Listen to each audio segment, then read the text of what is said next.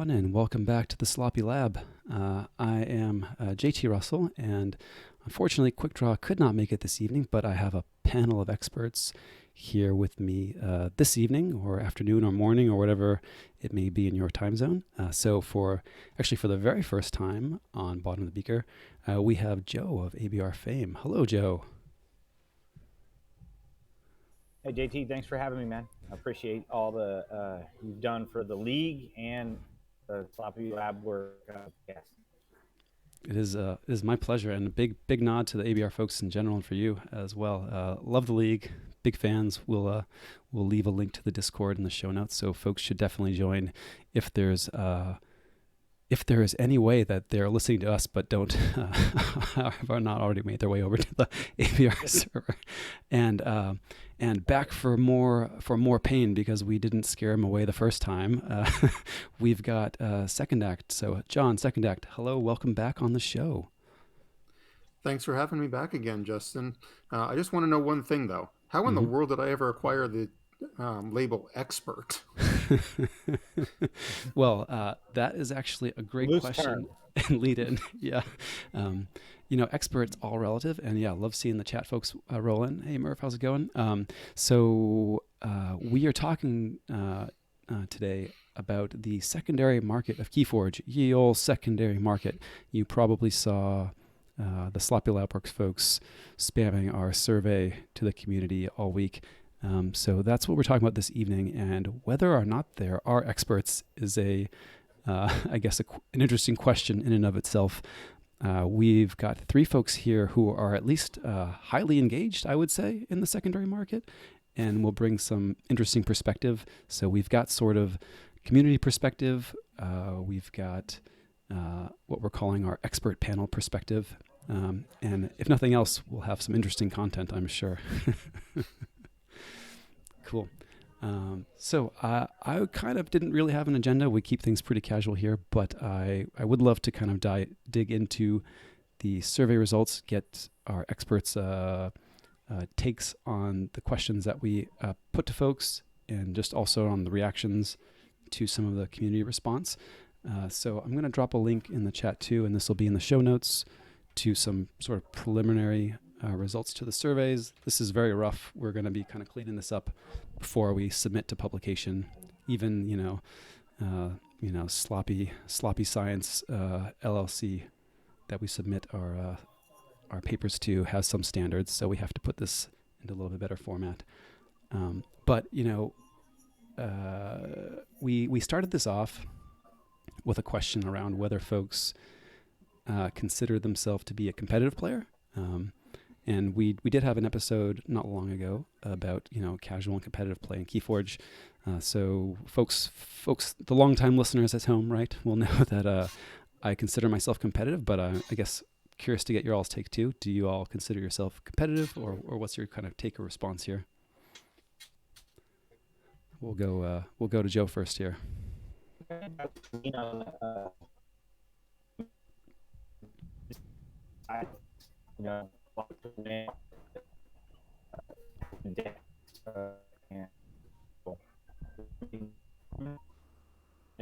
Win at all costs kind of competitive.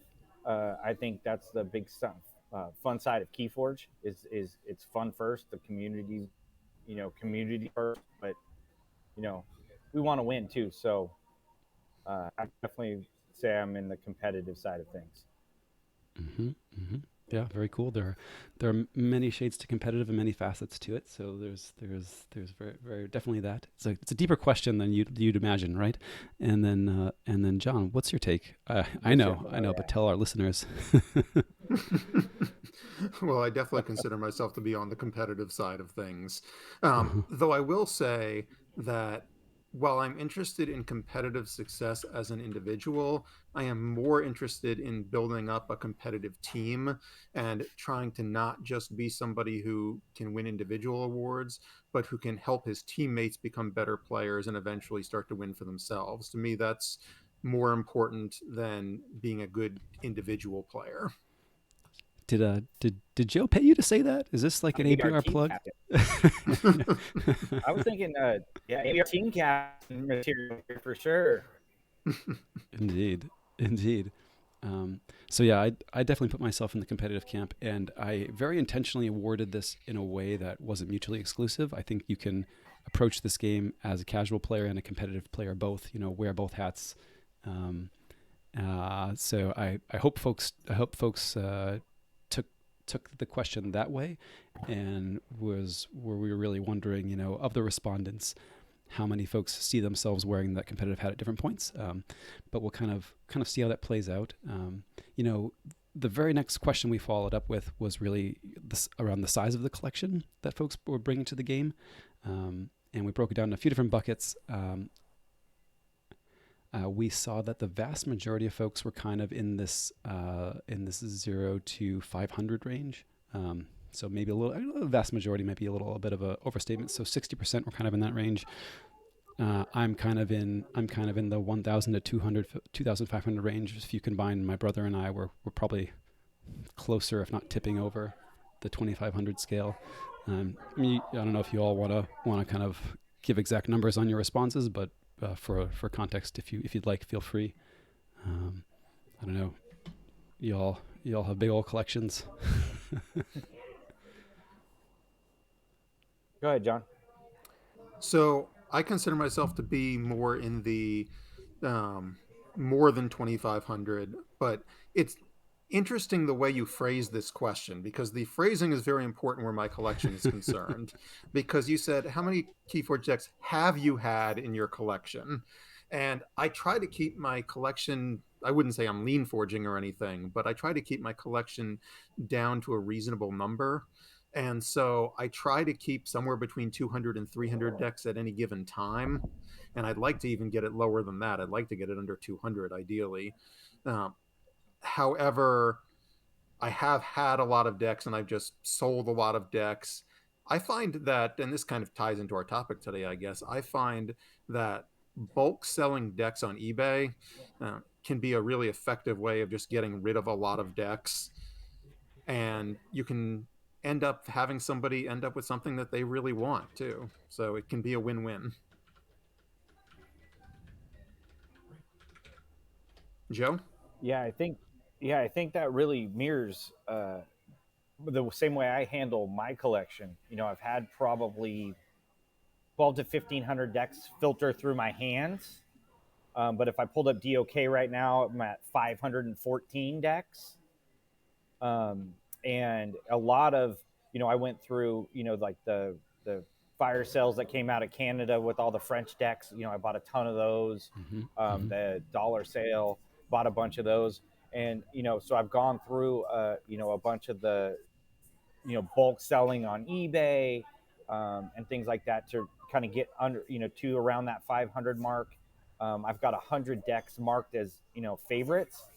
And then as far as I'm concerned, eventually I want to get the rest of my, that 414 decks kind of, much closer to that 100 number. And really the decks I'm holding on to are the decks I really want to play versus that just sit in a shoebox somewhere. Mm-hmm. It sounds like a similar journey. I haven't done a ton in terms of bulk selling, so I'd actually, be curious. I know you've mentioned to me before, John, that you were enjoying doing it. Kind of what your approach to that has been. But it sounds very familiar. Like, I'll mark all my favorites, and those will be the ones I keep or I get lots of rep with. And you're like, well, I've got 100 of those now, so like, still, what do I do? Yeah, funny. Okay, cool. So yeah, we didn't see too many folks in that 2,500 plus range. I'd say maybe an eighth of the respondents or so, a little more than that, in the 1,000 to 2,500 range, 2,500 range. And I was definitely thinking of folks such as yourself, Second Act, when I worded this question to account for things that had been sold in bulk, perhaps. I'm gonna assume. I'm not going to dwell on this too much, but I'm going to give the numbers here that both of you have purchased deck for competitive play at some point on the secondary market. See some head nods. Yep. And then this actually really surprised me. So we got a decent number of responses here, 64. I was pretty happy with how many folks offered up their info to the sloppy lab work data gods. But we we saw only 2/3 of folks said yes to having bought a deck for competitive play, but more like 80%, 85%, excuse me, saying yes to having bought a deck for casual play. So that's pretty cool, and even taking into account that only 2/3 of the respondents actually kind of identified as competitive players, we saw a lot more folks saying like they were picking up decks for casual play first, and maybe that's a function of deck cost. I'm not sure, but could be, could be. But all right, so this is kind of the side dishes. We get into the meat and potatoes, right? Oh, I wanted to throw in there. Yeah. I have bought a deck for casual play from Joe. He sold me one of my double gigantic decks, which I've had a lot of fun with. Very cool. Very cool. Well, speaking of gigantic decks, you were going to sell me Winter for like $50. You said. I don't think that's going to happen, but you can keep wishing. Okay. Um. Yeah. But okay. So some of the I don't know other kind of interesting things that we were asking folks. So we got some of that out of the way, and really the question that I was driving towards was what folks see as sort of a reasonable price for the top end competitive decks. You look at a deck, and this was kind of how I worded it, right? You look at a deck, you see that it won a Vault Tour, an Archon Vault Tour. You're like, yeah, that makes sense. So a deck sort of in that caliber. It doesn't have to be like you see it and you're like, how the heck did this not win the Vault Tour? It's like, yeah, I believe that. And interesting responses here too. So a big kind of bump in the 300 to 500 range, and a decent number of folks coming in both in the 100 to 300 and then also 500 to 1000 with some tail kind of up above, and a handful of folks in the 0 to 100 range. I kind of have my thoughts and reactions, but I'm curious kind of what you all are thinking when you kind of see this as the results. Does it kind of resonate with your own thoughts or not resonate? I don't know. How about Joe, you want to take this one first? Sure. Yeah. So, I'll throw it out there right now. I've paid my most expensive deck. I paid $1,500 for it, right? And it's my double generosity key abduction deck. I really, and the reason why I bring it up in the amount is, I super wavered on it. It wasn't like easy. Oh yeah, sure. Just PayPal over $1,500 real quick and buy a deck, right? I was like, yeah, I hemmed and hawed over this deck for a very long time, and it's by far the most I paid for a deck. And up to besides that point, I've never really. I think $300 really kind of maxed me out at what I've paid for a deck, other than that one. I'm sorry, 400 for a different Jenka deck, and um, but it was part of it wasn't from the competitive perspective. One, I know it was, I think it's arguably one of the best away decks in existence. But I also knew they're never going to print generosity again. So it's something that I know every deck's unique, but it was something that you're just not going to see. And so that was kind of what put me over the top for this particular deck. But outside of something really, I think, ultra rare like that, I think, when you get much over that $500, which 500 is what I put as a, competitive level, if you want to say Vault Tour winning deck. I mean, I think you can find be that competitive or even significantly less than that. I think on the second, in the $100-$200 range, that can, with the right matchup, with luck on your side, which you need no matter what deck you have, you can be competitive. Cool. No, I appreciate the candor too. I'm gonna air some of my own laundry as well. So I'm curious, John, your take as well. Curious here. Well, first of all, I'm not going to air any of my laundry because you never know. I've been so curious. Eventually, my girlfriend may listen to this podcast, and yeah. That aside, first of all, I just wanted to comment on the Vault Tour winning thing for a moment. because every once in a while you'll see a deck that has one of Voltor come up for sale, and I find that those decks are almost always ridiculously overpriced, Mm-hmm. especially considering the fact that the circumstances that a Voltor winning deck won its Voltor in no longer exist. Because basically every Voltor winning deck won its Voltor while all there was in the meta was Coda and then maybe a little bit of AOA and Worlds Collide, but pretty much all Coda. And so with mass mutations in the rotation now, and then Woe coming into the rotation, and who knows what that will do, I think that those previous results don't necessarily mean anything anymore.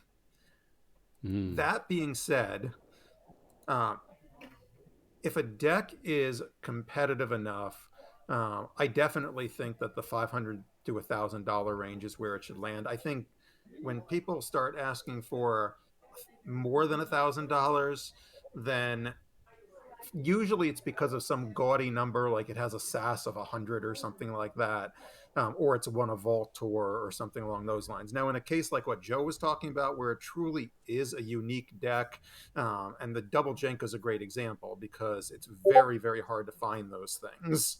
Mm-hmm. Or I guess if you could find a really competitive Seven Sins deck, things like that that are just very difficult to get. Maybe a triple gigantic deck. I would like that. I could see paying $1,000 plus for those, but for the most part, I think most of the decks that are priced over $1,000 just tend to be overpriced because of some splashy thing that the deck has that doesn't necessarily make it competitive. And to me, if you're paying over $1,000 for a deck, it damn well better be competitive. Yeah, yeah. I mean, this is a very interesting market, right? So there's the competitiveness of a deck you have to weigh. There's it's you know it's extra uniqueness in in a world of unique things, right? I think that the double generosity key abduction deck kind of fits that bill. It's not only this very strong deck, but also kind of the crown jewel of a um, very iconic combo in the game, right? So that has something going for it, and you're unlikely, like you said, to see anything that kind of tops it. Even if there was a world where they print, I don't know, Eaton's Jar at common, and there's decks with like 3 Eaton's Jars running around, like it's still going to be an amazing deck. There's kind of no denying that. Looking at some of my own decks, I mean, uh, I have an alert in DOK for 3+ Kirby double punctuated equilibrium decks, and there's like 3 of them in existence. So really, I'm just waiting for those 3 ones to go up for sale, and one did go for sale, and I was like, all right, thank you, I will take this. And so that was kind of like, is it competitive? It is. This one here, Brick Blade of the Commander's Guildhall. Very fun. I've been playing it in the NKFL for a few seasons. It has plenty of holes, but it kind of fits that niche of not only being competitive but also doing something that is unique and interesting within this world of unique and interesting decks. So carves out extra hole there. So I have a question for you about that deck. Mm-hmm. Does it have artifact control, or does it just cry when it sees an auto encoder on the other side of the board?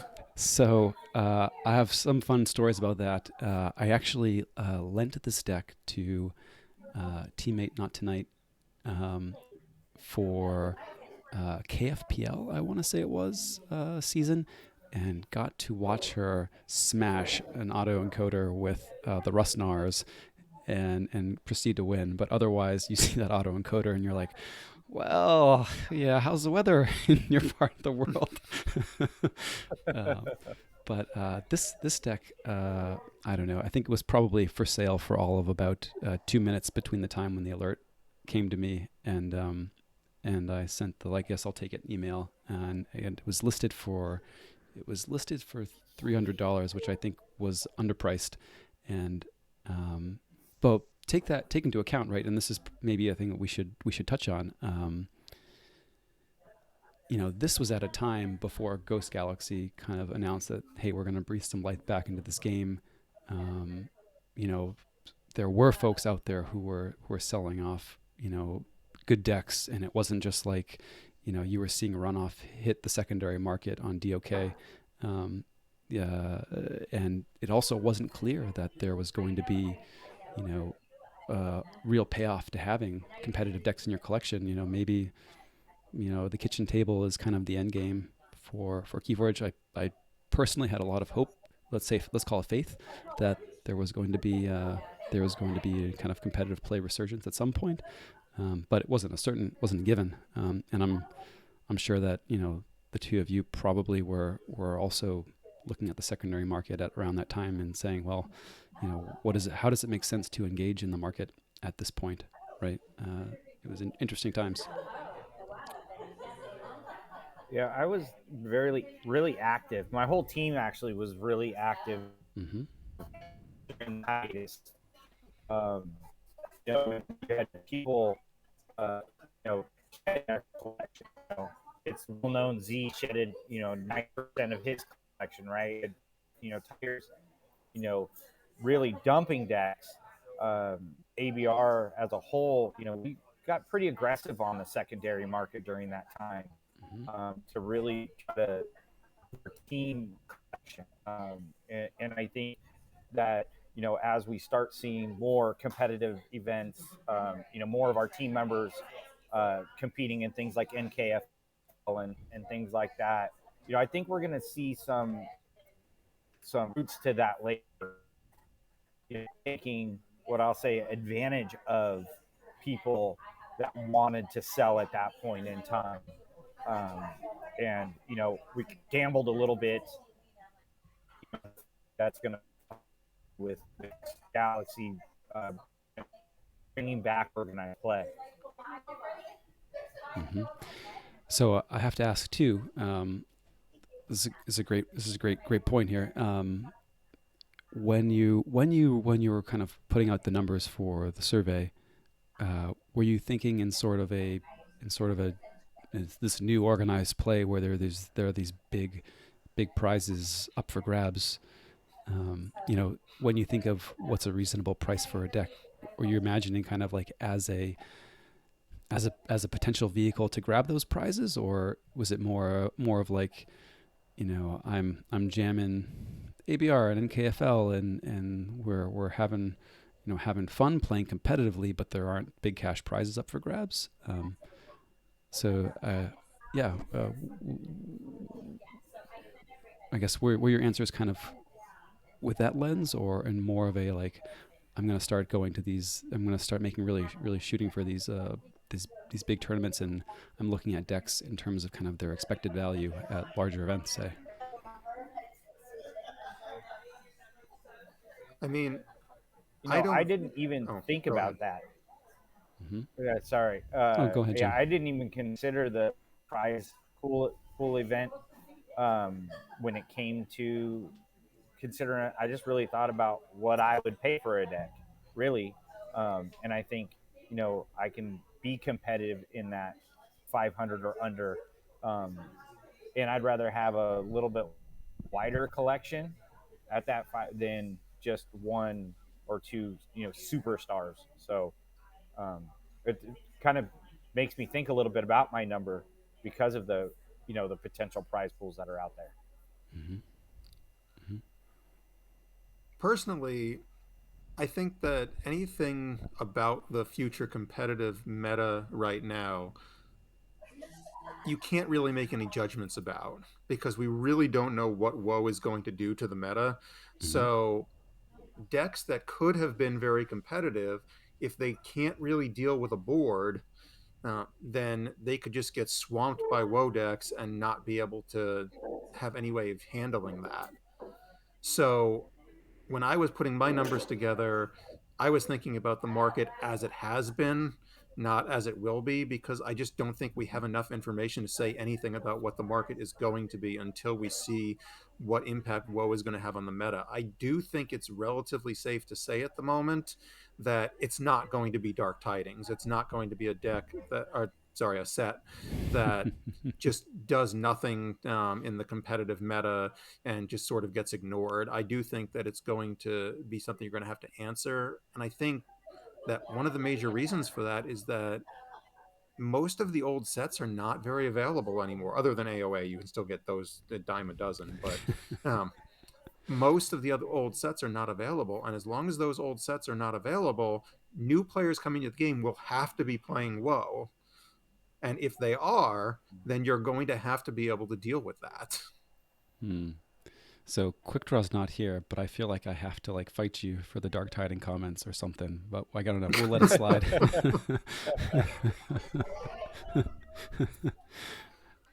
Yeah, interesting. I There's mean, like 3 competitive Dark Tidings deck out there. There are a couple, that's true. I know that Am I Bluffin' has one that I just hate facing. So yeah, there's a few. so this is the one They I are have far to trot between. out. Enchantress Ollie, Quick Draw will be proud of me. But this was piloted to a teammate, Now in Stereo. Shout out to Now in Stereo. Uh, in one of Joker's Vault Keeper events, the one that allowed you to bring either a Mass Mutation deck or a Dark Tidings deck for, I think it was like a buyout event. You ban one. Um, and I want to say that this ended up getting played against Mass Mutation decks very often throughout that tournament. And Non Stereo was able to pilot it to a win of the whole thing, which is pretty cool. Now, one one example does not make a case. Does not make a case, but they're out there. They may be few and far between, but they are out there. Yeah. All right, Quick Draw. Did I get them all right? Yeah. See, Quick Draw has joined us in the chat. Yes. Fuming. Fuming indeed. But very cool. Yeah, so it's interesting as we think about big waves of woe coming in, needing the board to be answered, and how that impacts. And I think your comment from earlier, John, about how the landscape really shifts dramatically between set releases.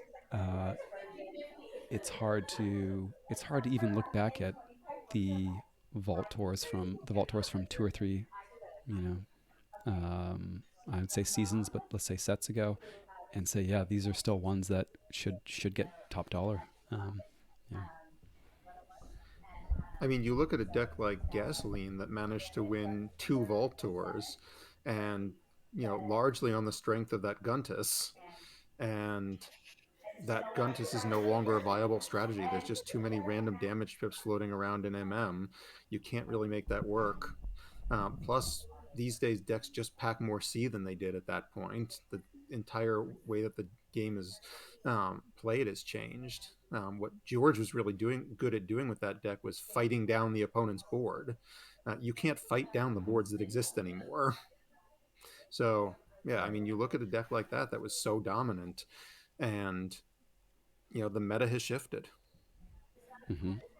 And this is kind of a natural segue, but also hits on something that we had asked. I'm curious how much you all value or take into account a deck's SAS rating when either you're thinking about putting together an offer for a deck, um, or you're evaluating an offer that you're getting. How much does it SAS really play in? Is that something that you put a lot of stock in, or worry a ton about, or do you kind of ignore it and I don't know, use your gut or your intuition or what have you? Um, I guess I'll go to Joe first on this one. Is there is you have like a brackets of a range or something? Not I value SaaS a lot more when I'm selling versus when I'm buying. Mm. When I'm buying, I know what I am looking for. Um, when I'm uh, selling, it's like, all right, it's going to give me X because it has this SaaS and then it does these really good things. And it's just, it, whether or not you value SaaS or not, it's just a real thing. It's what people measure with. So I think it's something that does have to be considered. But if I'm going to make an offer to somebody, I may even explain, hey, yeah, I get it's got this SaaS, but it's also got this hole, this hole, this hole, and I think some people will, could be think they're going to get something over on somebody by saying, oh, they'll just buy high the stats, and like, oh, well, I haven't got any offers, and all those holes that guy talked about is right, so I'll go ahead and take that little bit lower offer. So that's kind of part of the strategy I would use when I'm buying a deck, and then when I'm selling, I want to hide my holes in the deck so somebody pays me top dollar for it. Right on. What's your take, John? I'm definitely a believer in SaaS more so than most people are. I do think that SaaS has a lot of value. That said, I prefer to break SaaS down into its categories. Hmm. I think that I want a deck that's well balanced. Whenever I'm buying on the secondary market, like there's a few check marks a deck has to have before I even consider that I'm going to make an offer on it. I need to see that it has some kind of artifact control. I know artifact control is a really controversial one for a lot of people. Some people think it has to be in competitive decks, some people think it doesn't have to be in competitive decks. But I just think the artifacts have gotten too good now. And so you need some kind of artifact control. So I like to see artifact control. I like to see at least one board sweep, although, again, I think WoW may make it necessary to have at least two board sweeps because I think that you're going to have to be able to control runaway boards or you're just going to lose. Um, and then, of course, I like to see some good basic stats in the other areas. I like to see some uh, expected amber, 20 plus. I'd like to see efficiency 10 plus. Amber control, interestingly, is the one place where I'll usually make a few sacrifices because I figure if a deck's fast enough, then I should be able to win before it becomes an issue. I think that's especially true if you're talking about a deck that has key cheats in it, and key cheats can make up for a lack of amber control. So that's usually the place where I'm most willing to make sacrifices, but it really has to be strong in the other areas because you're just never going to find a deck that's strong in everything. Every deck has some kind of weakness. Mm. Yeah, I know for my part, I try to put on my SAS blinders as much as possible when I'm evaluating decks. But when it comes time to, if I'm looking to buy or sell,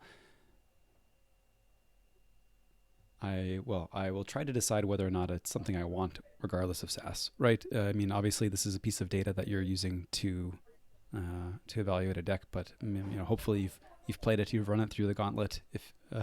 If it wasn't like one of the ones that I talked about before, where you had to decide in the first 2 minutes of the alert.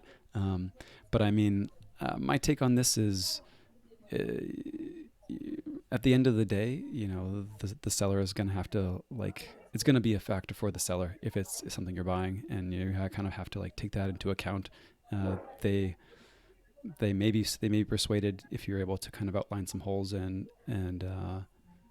um, and they haven't been getting any offers. But if it's something that's getting a lot of traffic, they'll know that the SaaS at least gets eyeballs on it. So I kind of see it as like the SaaS will put it in the front of the front shelf and get all the window traffic, or the foot traffic. So it kind of gets eyeballs on it. Um, I've often thought, if you imagine a world um, where you walk into a game shop, a card shop, right? And there's the glass case, and it's like Magic cards, Pokemon card, whatever. They're kind of out there with stickers on it. If there were Keyforge decks there on display, nobody's going to go up and read each deck list and then be like, ooh, you think for 10 minutes if it all hangs together. But if you see a deck on the shelf and it's got 85 SAS printed on it, then you'll bend in and take a look. So it's kind of got to be this factor that plays into at least how much attention a deck gets, and that factors into how much someone thinks they're going to be able to move it, I suppose. So I don't know. That's kind of my take. I think it's a factor, but hopefully not one that's weighing heavily on you when you're trying to decide whether or not to actually buy it. I mean, and Yeah. of course, you also have to take into account the fact that when you're talking about SAS, really good for the first four sets, I'd say, but by the time you get to DT, it means almost nothing. Yeah, well, I don't know, maybe a different conversation, but I tend to think it's directionally pretty good. I do agree with you. It's a lot. There are a lot fewer, a lot more examples where it's maybe missing the mark in DT for sure. And I do love me some AOA, even the low SAS stuff. A little bit of efficiency can go a long way, or a lot of efficiency can go a long way, as the case may be. Yeah. Um, yeah. Well, that's interesting. I mean, if you all had more you want to say there, by all means. But I'm also really curious to get your takes on kind of buying and selling in the world of Alliance and kind of pod pricing, if you will. Um, I had and I have an interesting story here, but I don't know. Have you all? I know, Joe, you mentioned maybe only you've kind of moved one deck in or out for Alliance, or in, I guess. But is this something you folks have tons of experience with? I will say I've seen an uptick um, in offers for random decks and looked at it and say, oh, that must be an Alliance offer, sort of a thing. Um, but yeah, I see you nodding, Joe. Is this something you've kind of seen a bit more of?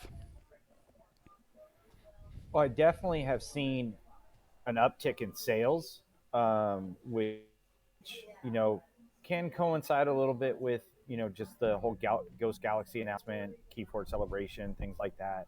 Um, having a larger collection at even at 500 decks, and plus access to talking with my team and things like that, that I was able to put together a very competitive deck for Alliance at KFC, um, and building to something that um, fit my play style. I had a good solid foundation of exactly what I wanted. So putting together an Alliance deck wasn't super hard for me. I spend a lot of time in my team chat talking about Alliance when it first came out and the ideas that would go into KFC. I spend a fair amount of time talking to Jason, who is probably the best Alliance mind out there, about Alliance and Alliance pods. Um, where I think Alliance gets really interesting, and then what we're going to see is pips and pip placement. I think I think that's the unbalancing point of Alliance more than anybody. Everybody hated the one-turn kill decks and stuff Mm-hmm. like that. You're going to see, getting. I'll take my one of the woe decks I opened at KFC. I opened a Halifax Brobnar deck that all five band member or the four band members in Halifax all have enhancements on it. It's got 8 total enhancements inside of Brobnar. That just creates a broken Brobnar pod. The rest of the deck's not great, but it creates a really, really broken pod. And I think, um, especially with Ghost Galaxy saying that Master Vault will have a pit placement, I think that's where you're going to really see pod value go through the roof, because you're going to be able to kind of, like I mentioned, the Brobnar pod. None of the cards in Brobnar enhance any card, so I've got no downside to the vanilla creatures doing the enhancements Mm-hmm. and getting all the upside. And I think that's where you're going to really see, the direction of Alliance, and you're going to therefore see the cost of those special pods go up a lot more than what is kind of currently going on right now. Mm-hmm. Interesting. And I definitely agree with you on that one. I'm curious too. When you were putting together your Alliance deck for Keyforge Celebration, did you end up looking to buy anything for pods to fill out, or did you feel like you had a deep enough pool to draw from between yourself and the team? So um, I took my double generosity key abduction deck, which has Sure. got the highest rated Mars pod in existence, right? So Yeah. that was my foundation. And then it was a matter, okay, what do Gen decks struggle with? Artifact control and amber generation. So first thing I wanted was the sting to solve the amber generation problem. Yep. And luckily, a good friend of mine had a Sting deck up for sale. I said, "Hey, what would you sell me this for?" And he said, "Oh, I'll just give it to you." And he sent it to me. So I kind of got lucky there with a really good Sting pod because it wasn't a great deck. You know, it was something in the 60, high 60s, low 70s, but the Shadows House was really good. Mm-hmm. So I got that.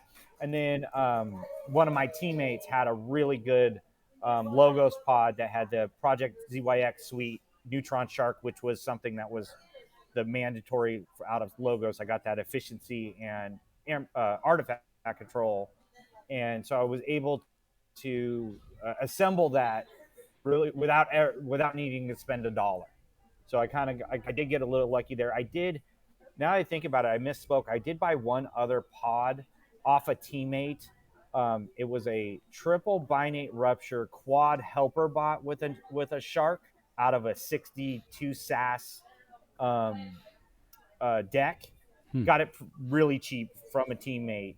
Um, and might have been my mistake not running that Logos pod because it leaned way more into what my deck was trying to do. Yeah. But anyways, that's a whole different story. But that's kind of what my thought process was, and got assembled the deck pretty quickly once I had the game plan and put together what I was looking for.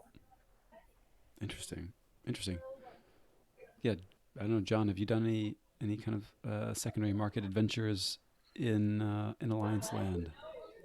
No, I haven't done any secondary market for Alliance pods. Um, I'm not a big Alliance person, so to this point, I've mostly just been using my own decks when I do try and put something together, see if I can get some use out of decks I wouldn't use otherwise. But I don't feel like I'm somebody who can be competitive in that Alliance space. Hmm. It's just not my style.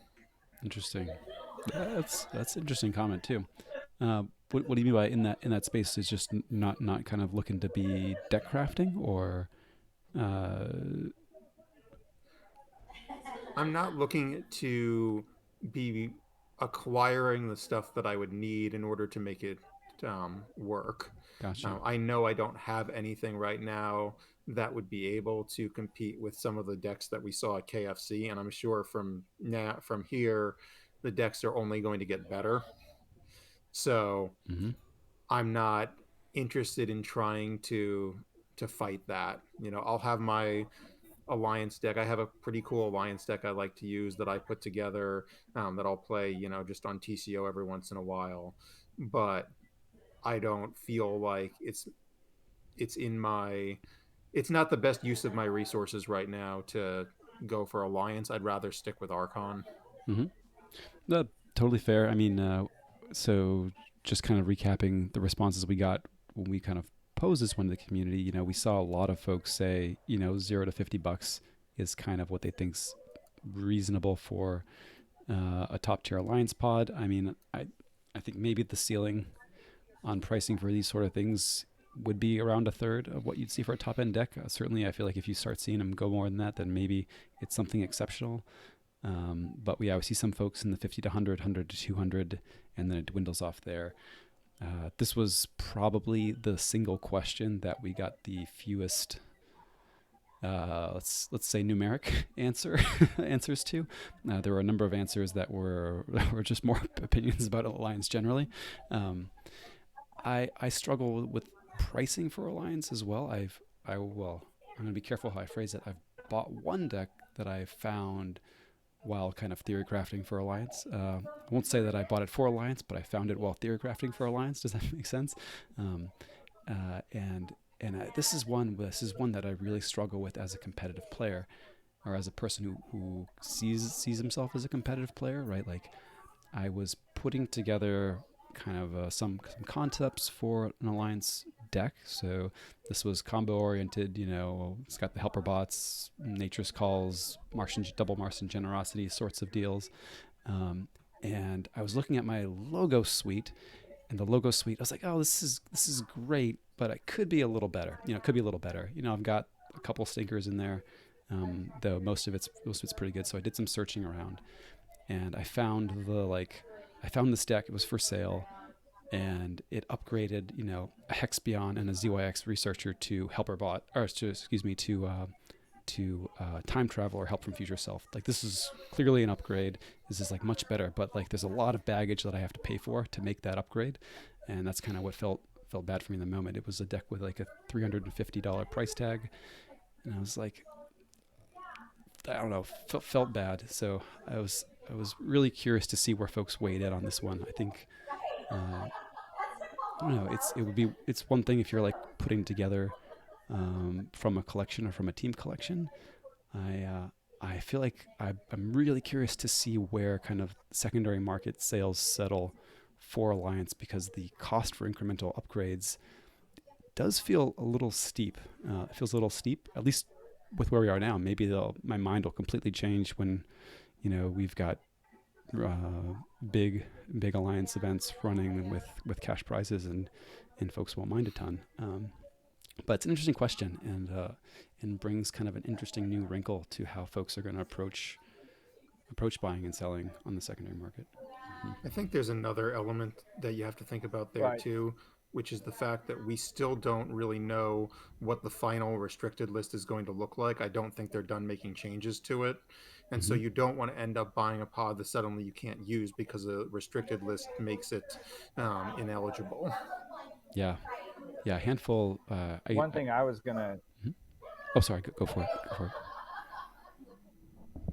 I was just gonna say, I think you kind of hit on a point that I wanted to make, and I maybe didn't get it all the way across. Is I think what we're gonna see is those incremental upgrades that you're talking about is what's gonna really drive Alliance decks, right? And I think it's gonna get so finite, not down to, you know, a hex beyond a ZYX research to a time traveler. It's going to be, hey, how many draw pips can I get to go with my three Cronoses, Mm-hmm. right? And it's going to be those kind of level of upgrades that are going to be and then when you get to people are going to be like, well, that $350 deck has those extra four draw pips in it.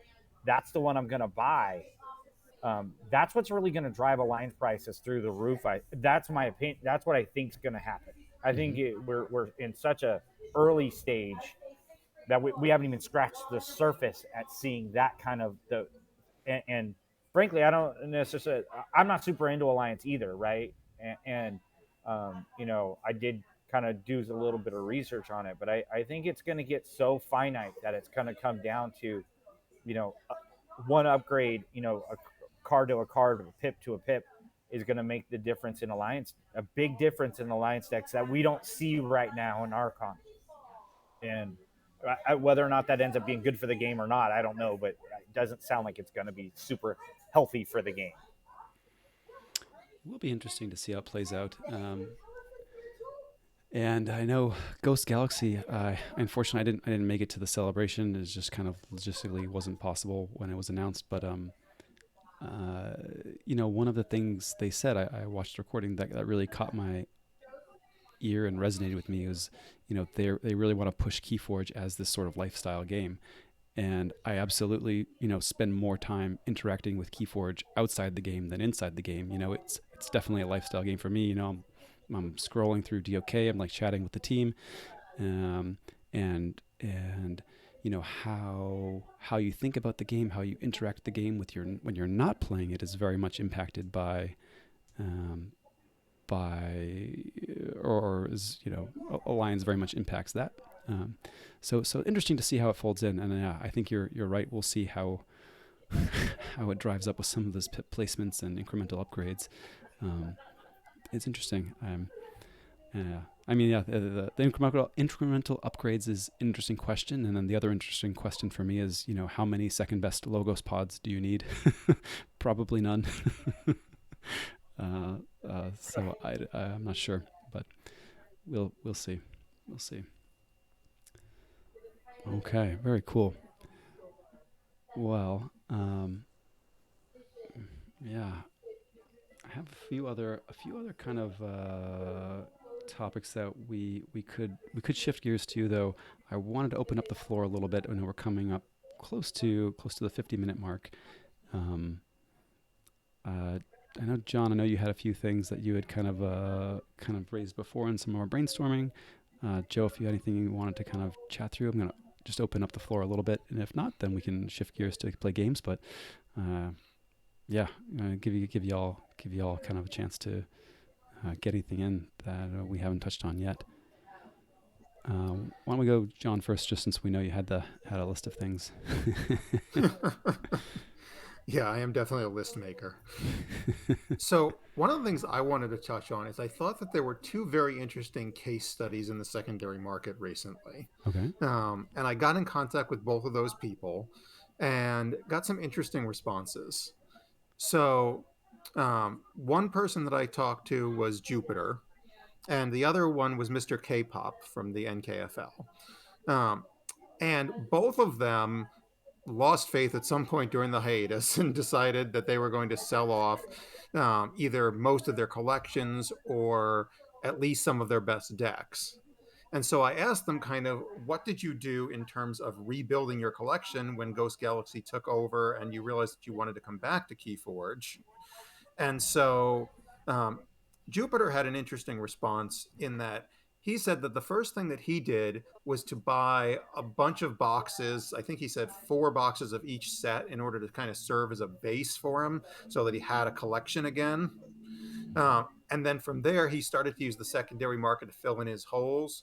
But he said that he never wanted to go above $300 in buying a secondary market deck, which I think you can find some pretty competitive stuff for 300 or less. So I think that's a pretty Mm-hmm.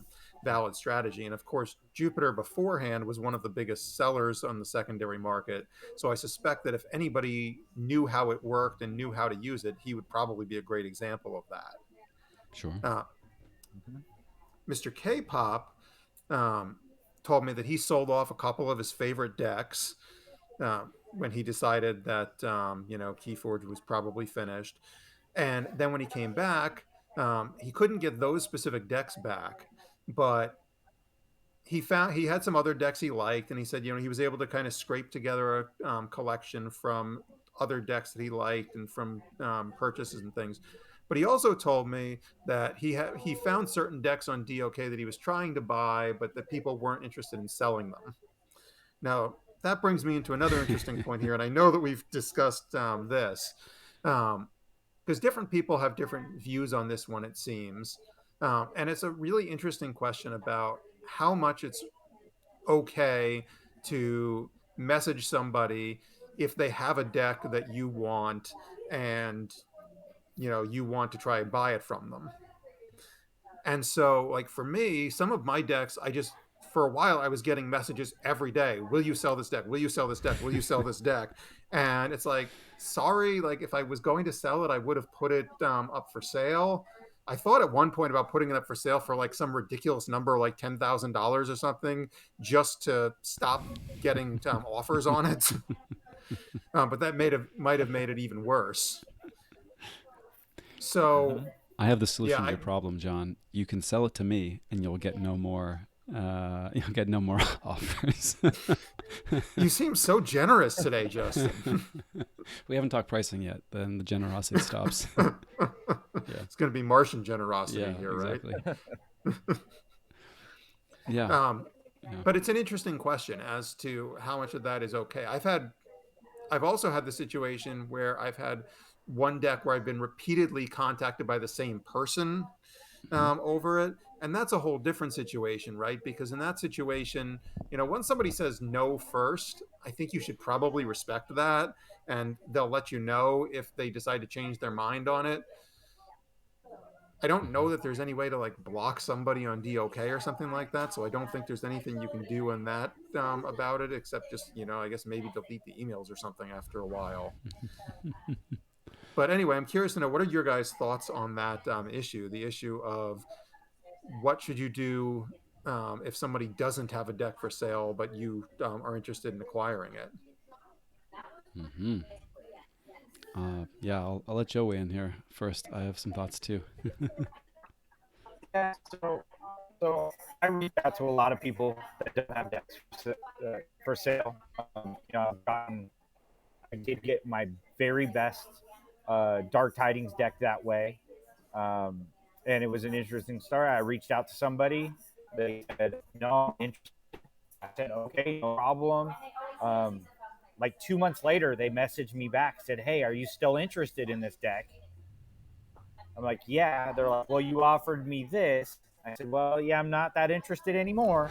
And then they're like, all right, well, what can we come with? And then I got it even at a little bit of a better price, and really good. I also picked up I just randomly was looking for a Martian Generosity Battlefleet deck, and someone had just opened one, registered it.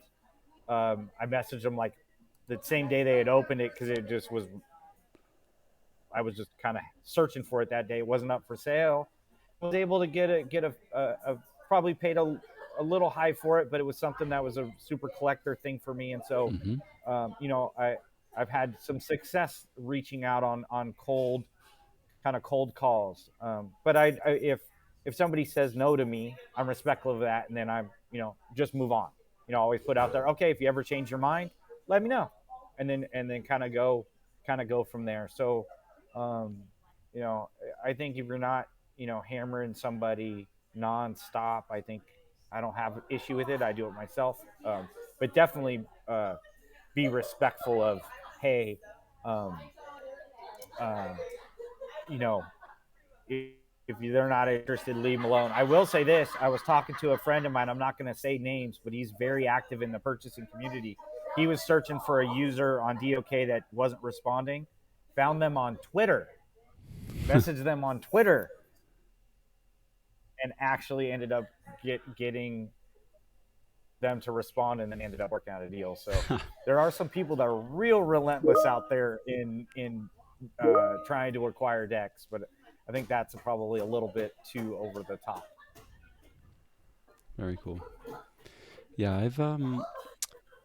I have definitely in the past reached out to folks about decks that were not listed for sale.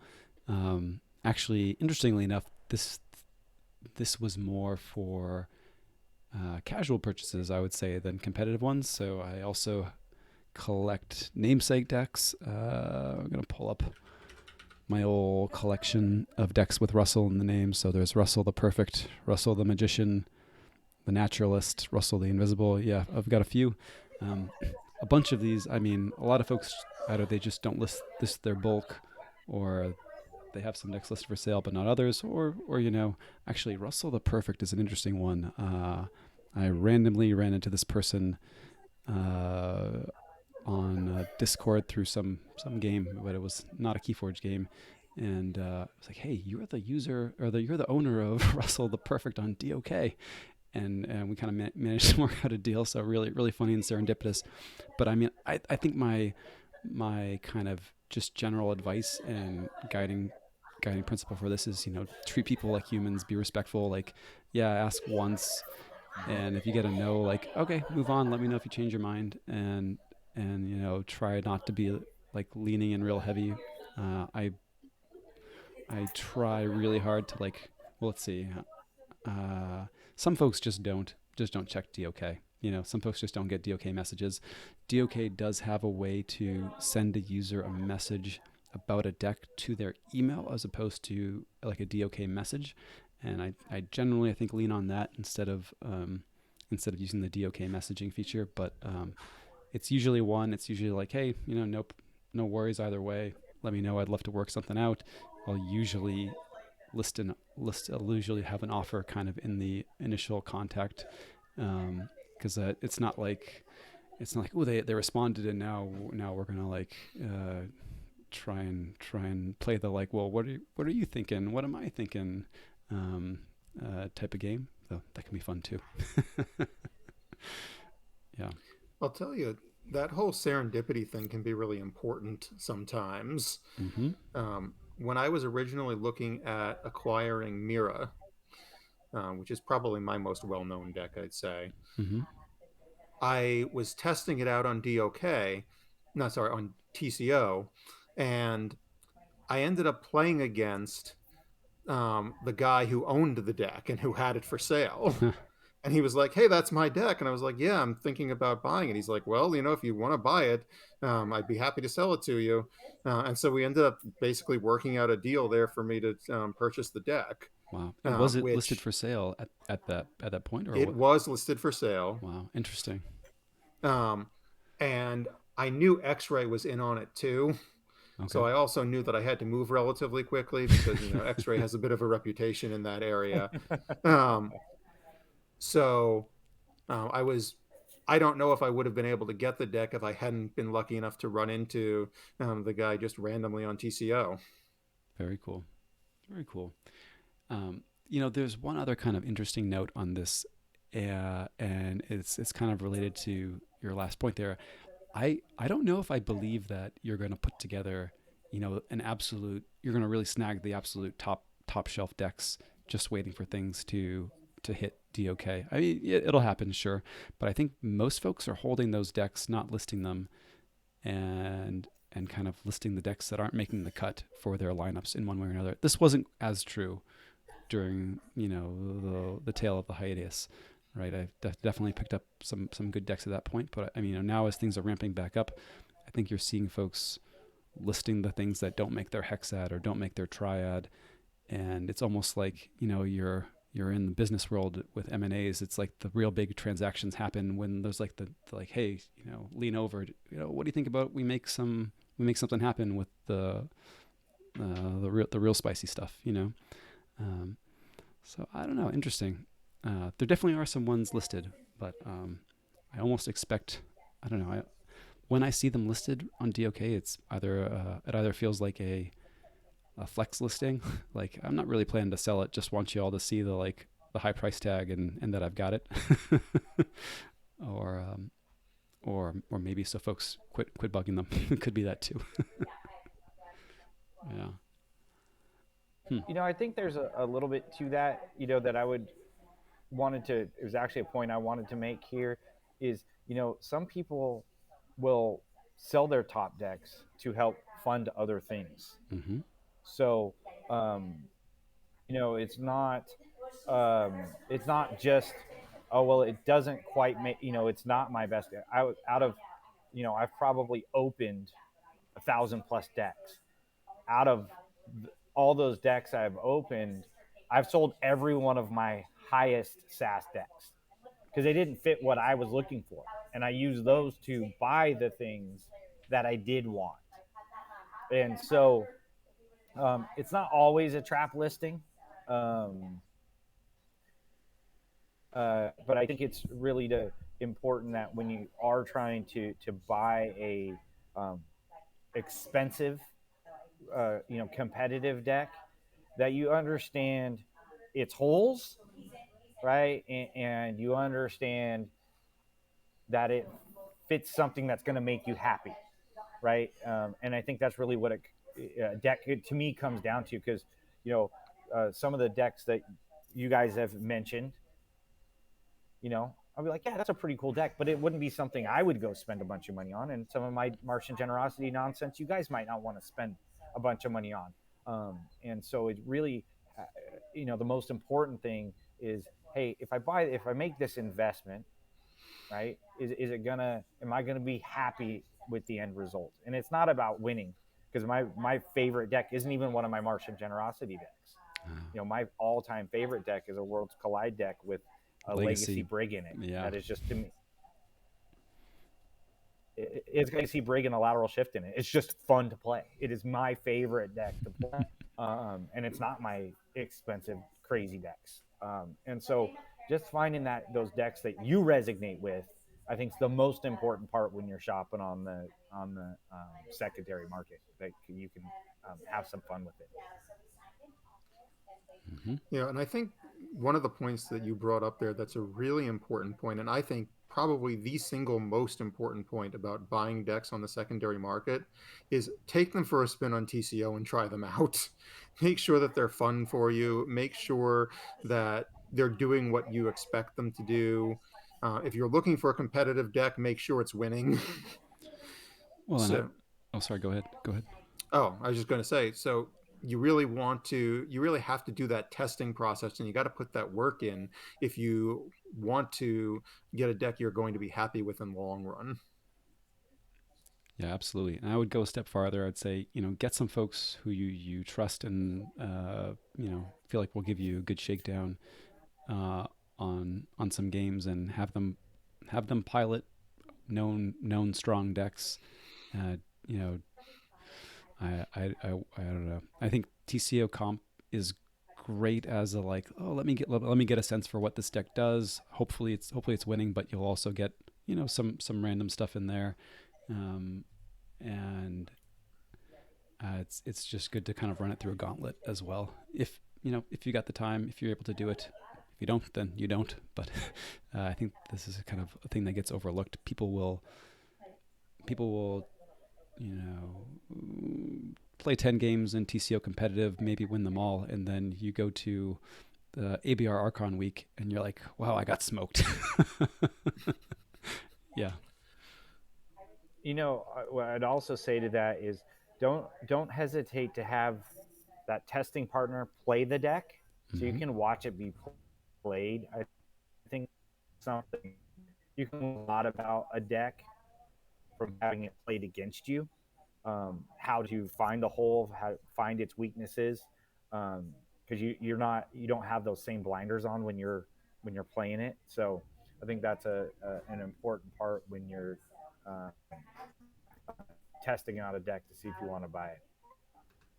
Yeah, absolutely. I think some of the best notes I've gotten on decks has been watching other folks play them. Not to be overlooked. Absolutely good point.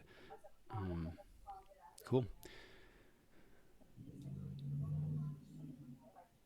Well, we're running along here. I feel like we could probably have a couple episodes kind of digging through some of this stuff, but I want to put a bow on it while we're still kind of going strong. So I'm gonna say big thank you to our experts, Joe and John. We have kind of the start of the well, I don't know, the cartel of J's in the secondary market. I don't know. Joe, John, and JT. Don't tell anybody. Yeah. Yeah. So Yeah. yeah, big thanks to you both. It's really appreciate the time, and yeah, your thoughts on this. Yeah, get a shout out again to the ABR League and Discord server. We'll put uh, a link to that in the show notes, and to the Time Shapers as well. I guess we'll go any send offs that you'll want to give, or shameless plugs. I guess Joe first. Anything from your end? Just appreciate everybody who contributes to the Keyforge community. It's why I love the game. So appreciate the podcast.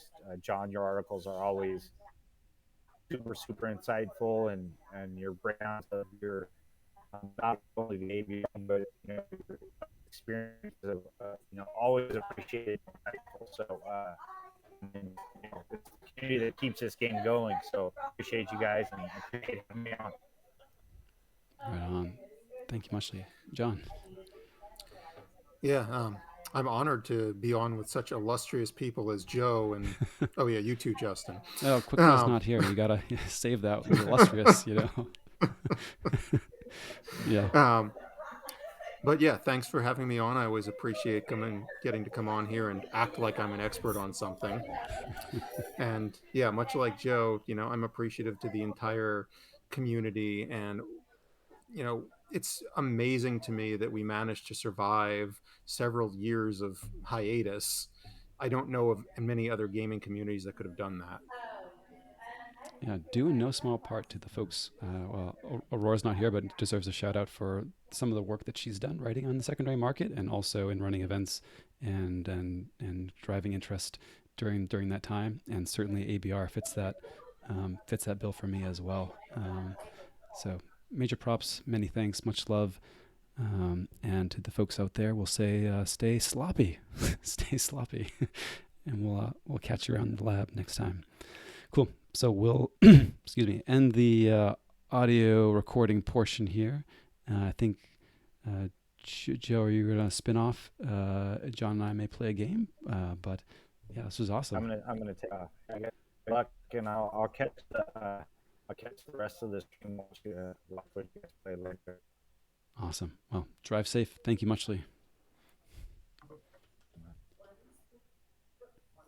All right, cool. So that leaves us, John. I'm going to fix our video here real quick.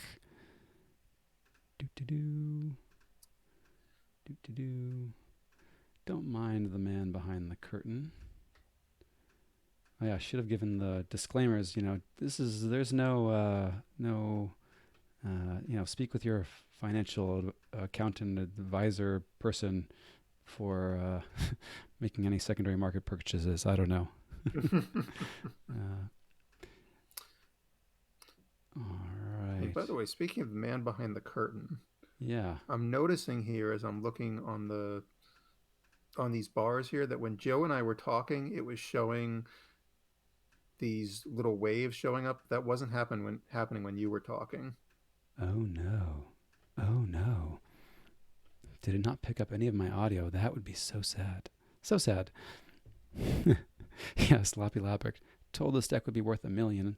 Zod. Zach, I've got a few of those. DM me afterwards. I'll hook you up with one at least. Do you see what I'm talking about though when you look down at the bars? Let me see if I do. I see mine as well. And we actually have, so this is cool. So folks who are keeping track at home, I think I mentioned before that we're recording on Zencastr, recommended by some of the Keyforge content creators and used, I believe, by the NKFL podcast, the Nordic Keyforge podcast folks, came by recommendation of them, by them. So big thanks for that. And also I've got a recording running through OBS. So in the absolute worst case, I've got the single stream audio recorded on OBS, and hopefully I've got the multi-stream audio that's getting captured by Zencastr. Good to hear. Yeah, good to hear. Hopefully, but I can stop the Zencastr recording now, and hopefully that doesn't hang up on you. Might mess with our video on the stream though. One thing I need to figure out is how Zencastr, how to get the audio or the video set up on Zencastr. I've thought about using something like VOD Ninja as well, but I kind of don't want huge. This will do for the moment. 5 different things going at once, I was kind of hoping for one, but we shall see. Okay, well, anyway, so we have a showdown. To show. And usually at this point, we play a game that's kind of relevant to the topic, right? So it only feels right that we would smash some of our secondary market purchases against each other. That sounds good. Sounds pretty good. So in terms of options, I don't know if there's anybody still in the chat. I am going to throw down play only $2,000 decks, says DataForge Stream. I don't have any of those yet, but if you were to buy one right now, I would have one and I could play it. Yeah. So I'm going to pull up my my NKFL 19 lineup. How about that? And I have in this lineup, none of them are named Russell, sadly. I almost played one of my Russell decks in the in NKFL this round, but I did not. So it's not in contention. So I've got Brickblade, which we did get mentioned. Lorien, fun AOA deck. Aslan, fun AOA deck for some definition of fun. And XU Stealth Warper. So maybe we'll say no Quixel Stone. Brig combo. I don't know if that's the best TV. And I've played Lorien on stream before, so maybe Brickblade it's going to be. And I did get to mention it already. So how about that? A nice runaway board state potential. Okay. Yeah.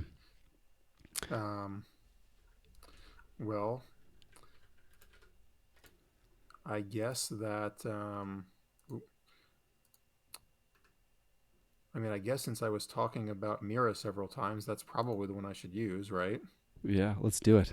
Oh yes, Dinobot in the chat saying they want to see Brickblade's secret. I brought this deck to an event that Aurora ran about what do we call it? Loot the bodies, where you stole decks from vanquished foes. A lot of fun. This deck changed hands many times because it was kind of like the cursed blade. Uh, uh, it was kind of the joke. It just kept losing. But it's been doing very well for me in the NKFL, so I'm rolling with it again. And I've got a new game up in competitive, password sloppy, and I'll pull up Brickblade. Okay. All right. Good luck and Okay. have fun. You as well, sir. Mm-hmm. Adjust these so we can see the playing field.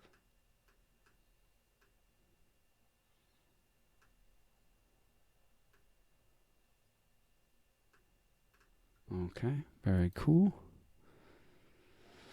All right. Let's go with this hand, see what happens. Okay. Gonna gobble up some Ronnies in your archives. That's my plan. Or just turn on all your exhumes.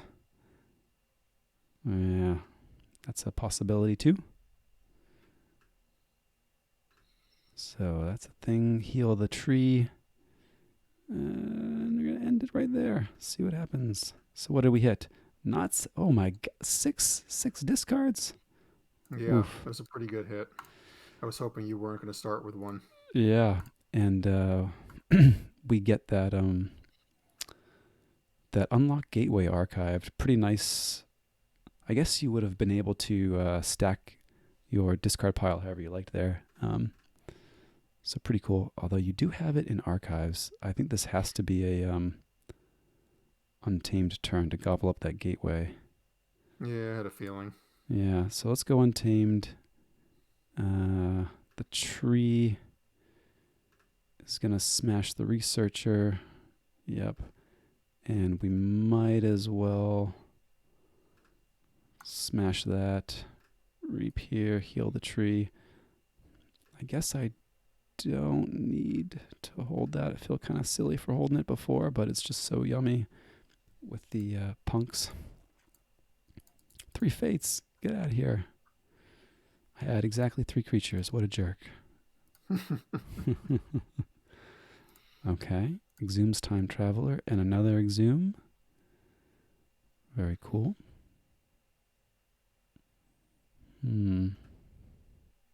Tough choices. Yeah.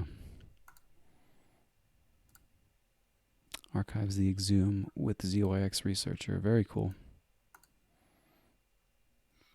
Plays a Yerk. 2 discard. Miasma. Okay, very cool. All right, we're going to move some Star Alliance cards. Here is a Lieutenant Kirkar wearing a cloaking dongle and a Light of the Archons. Okay. Okay, well then I guess we're going to go into shadows here. Stealing my stuff. Mm-hmm. Mm-hmm.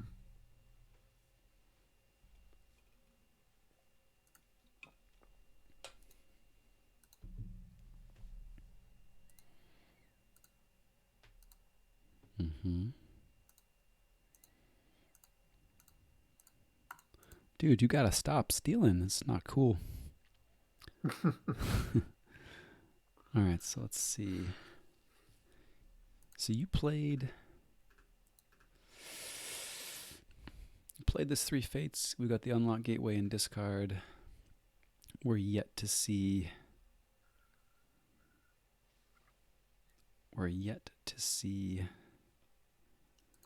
That shark. Right? Is there no shark in here? No, you're thinking of Pan. I'm thinking of Pan. Oh, okay. Okay, then. I am going to give this a try and see if it bites me. I think I should have at least a turn or two of reprieve. Let's toss that there. That there. And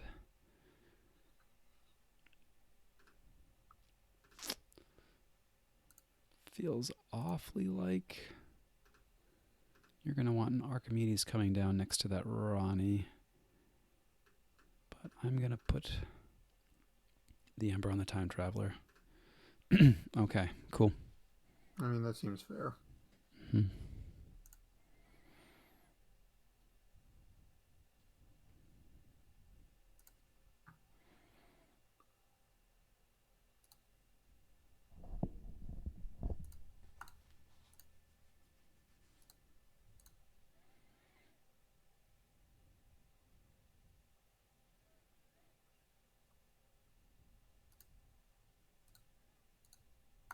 Yep, there's the Archimedes. Helperbot hits your Ronnie, very nice. Okay, so we know we've got a Ronnie and an Exhume in Archives. Very cool.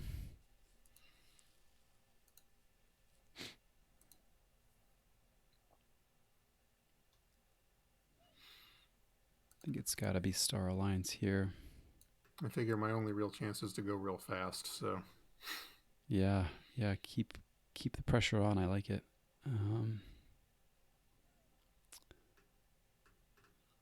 Let's toss a translator on the Kirkar as well. So key cost will be 8. I think I just have to fight off this Archimedes. I mean, you could also not. Yeah. I could not. It's true.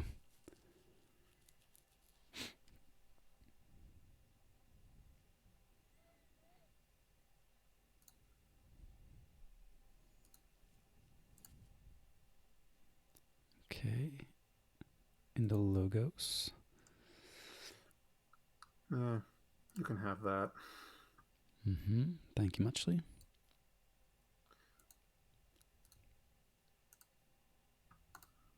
Two Reaps, help from future self. Time Traveler's back. And better than ever. Indeed. And with 2 Library Babbles as well. Yowza. Okay, there's a Helperbot. Bronze Key Imp. Gross. I don't know, I kind of like it. Don't like where this is going. I feel like I've already called Untamed more than I should in a game where I hope to win with this deck. But we'll see. All right, so there's a Post Pixies. You're going to forget it's there. I hope. And some more dudes coming down too.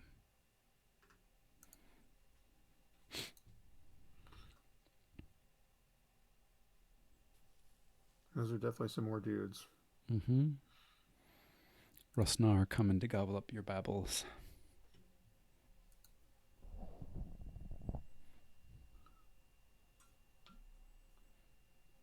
Well, I honestly don't love this play, but... Okay, Shadows. No, there's a Ronnie in the Archives. Nerve Blast, the pose. Yep. Yep, like I said, don't love it, but... Makes sense.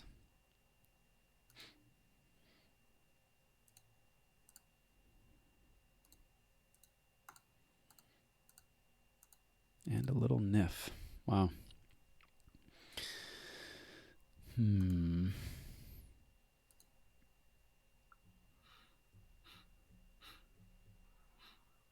Mm-hmm, mm-hmm.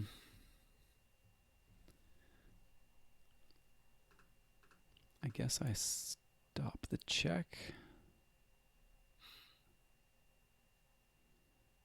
So you are cycling It back sounds to like it's the... going to be a Star Alliance call. Not I mean, it this could be one. Saurians. Yeah, moving some more Saurians. I need to get a fight in here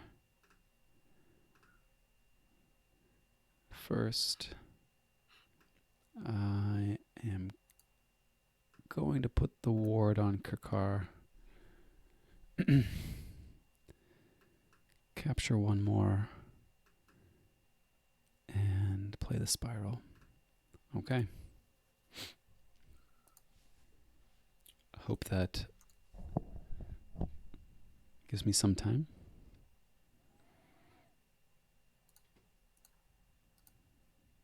Yeah, kind of figured. Yeah, I was just waiting for that to come out. Figured I shouldn't have done it. Womp womp. Okay. Discard Molten. Mm-hmm.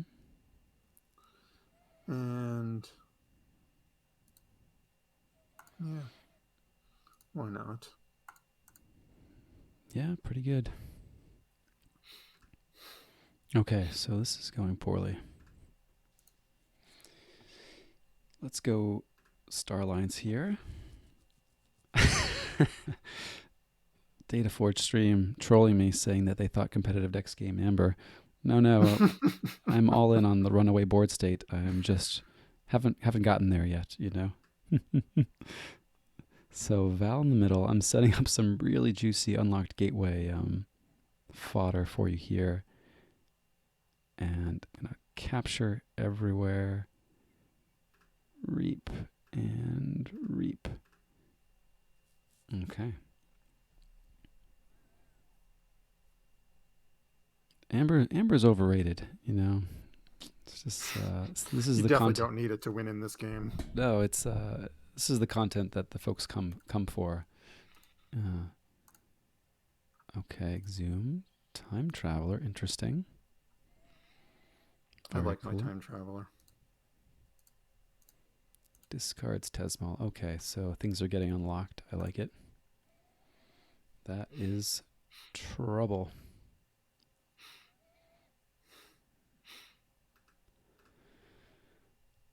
All right, so Star Alliance comes. We're going to connect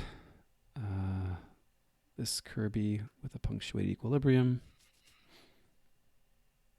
And let's see. Ooh, that is so sad.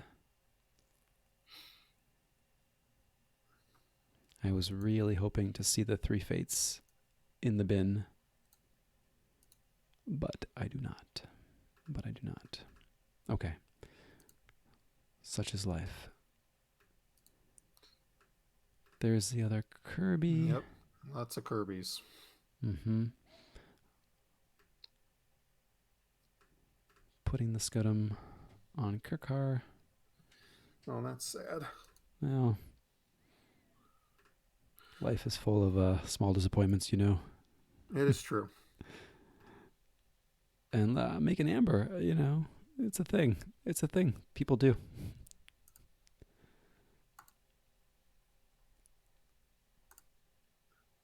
Okay. Exhuming Ronnie to steal 2. 7 was a good number. Good number to be stealing.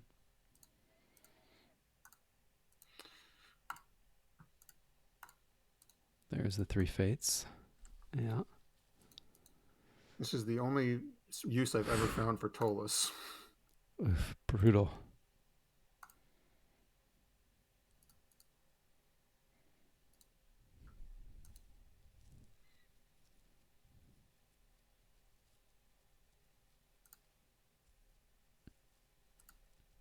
Hmm.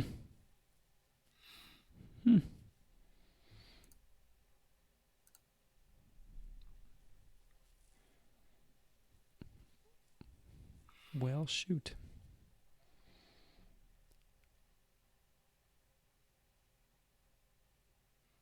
15 is an awfully lot, John. 15 is a hard number to deal with without a TMTP. Mm-hmm. I mean, you do have 2 tributes in that deck. I mean, it's really just a question of how I want to go out at this point.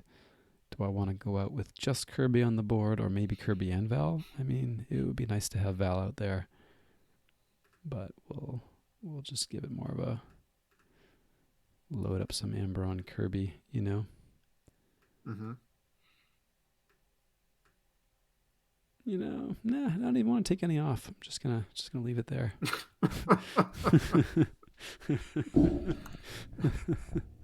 All right, well, GG. Good game, sir. I needed some revenge after the last time I was on your podcast. Well, you know, you could take a little less revenge next time. Nicely done. Yeah, so it's fun. That was fun. Yeah, Mira's a beautiful deck, and definitely smacked me around. So pretty nice. Yeah, it is definitely worth having bought on the secondary market. There you have it. And I would say the same for Brickblade, despite the outcome. And you played the deck very well, so that's not to be understated. You know, yeah. Cool. Well, right on. So. Well, thank you for having me on your podcast again. Hey, pleasure to have you. Good times. If you ever need a guest for the future, I'm always happy. Well, there's a call for a revisit for this topic especially too, once WoW hits. So we'll see.